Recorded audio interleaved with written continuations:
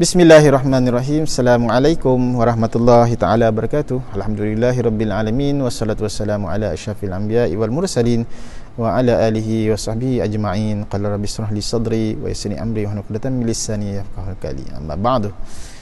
Baiklah, kita menyambung tazkirah Ramadan kita pada hari ini, dan topik yang kita akan bicarakan pada hari ini ialah berkaitan dengan Ramadan dan kecemerlangan. Bila kita bicarakan persoalan kecemerlangan, kita akan melihat mungkin dalam konteks kecemerlangan yang berkaitan dengan kehidupan kita. Kita mengimpikan kecemerlangan dalam kehidupan kita. Cemerlang menjadi seorang bapa, cemerlang menjadi seorang pekerja, cemerlang dalam menjadi seorang pendidik, cemerlang dalam menjadi seorang anak, cemerlang dalam konteks kita sebagai majikan, cemerlang dalam konteks kita sebagai seorang kawan. Jadi dalam konteks kecemerlangan tersebut juga kita perlu membicarakan keseimbangan tentang kecemerlangan dunia dan akhirat. Jadi kalau kita lihat dalam bulan Ramadan ini, bagaimana kita nak kaitkan dengan kecemerlangan kita? Allah Subhanahu Wa Taala memberi ruang dan peluang kepada kita untuk menunjukkan kecemerlangan kita pada bulan Ramadan ini untuk melahirkan ketakwaan kita kepada Allah Subhanahu Wa Taala.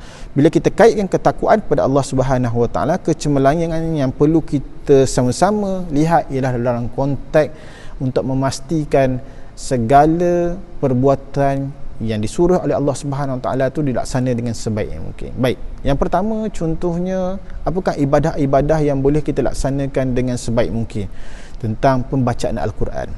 Pembacaan Al-Quran, walau ketika dulu mungkin tahun-tahun yang sebelum ni kita tidak berjaya melaksanakan pembacaan Al-Quran itu dengan sebaik yang mungkin. Kita tak mampu pun nak khatam Al-Quran contohnya. Tetapi pada azam kita pada tahun ini, pada bulan Ramadan, kita nak pastikan bahawa kita dapat khatam Al-Quran, agar kita dapat memastikan bahawa Al-Quran itulah Al-Quran lah juga yang akan membantu kita dan akan membantu kita apabila kita berada di akhirat nanti. Yang pertama.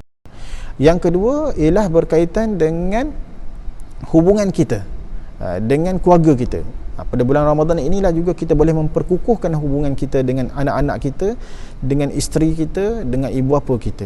Waktu ketika inilah, dengan masa dan peluang yang Allah bagi kita berada di rumah yang mungkin terlalu banyak, untuk kita memastikan kecemerlangan dalam konteks kehidupan kita. Anak-anak kita dari segi solatnya, dari segi Al-Qurannya, dari segi puasanya, dari segi melaksanakan ibadah sunatnya, dapat dipantau atau dibimbing dengan secara sistematik. Ini yang kita katakan bahawa peluang dan ruang yang ada pada waktu ketika ini. Selain daripada itu, kita juga boleh melihat dari segi aspek qiyamul lail. Waktu ketika dulu mungkin qiyamul lail ini kita laksanakan mungkin sebulan sekali, mungkin 6 bulan sekali. Tapi waktu ketika ini, ruang dan peluang pada bulan Ramadan inilah dapat kita melatih madrasah tarbiyah kita, melatih kita untuk bangun pada waktu malam, merintih, memohon kepada Allah Subhanahu Wa Taala agar kita ni ditempatkan di kalangan orang-orang yang beriman kepada Allah Subhanahu Wa Taala, orang-orang yang sentiasa diberikan ganjaran oleh Allah Subhanahu Wa Taala.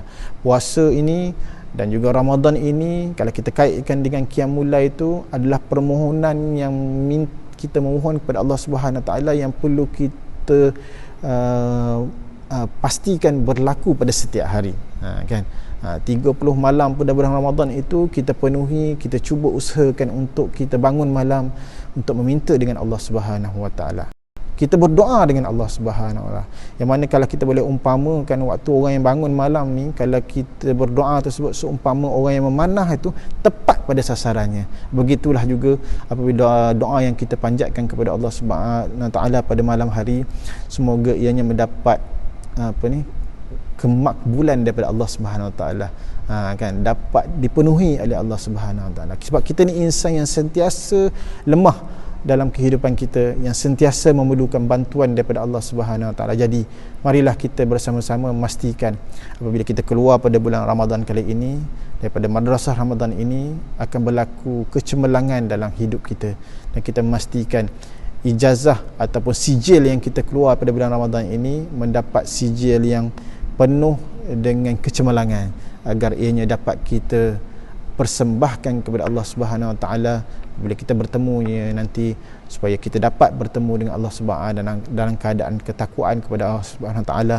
dan kita dapat bertemu dengan Allah Subhanahu Wa Taala dalam keadaan keampunan daripada Allah Subhanahu Wa Taala. Wallahu a'lam. Assalamualaikum warahmatullahi taala wabarakatuh.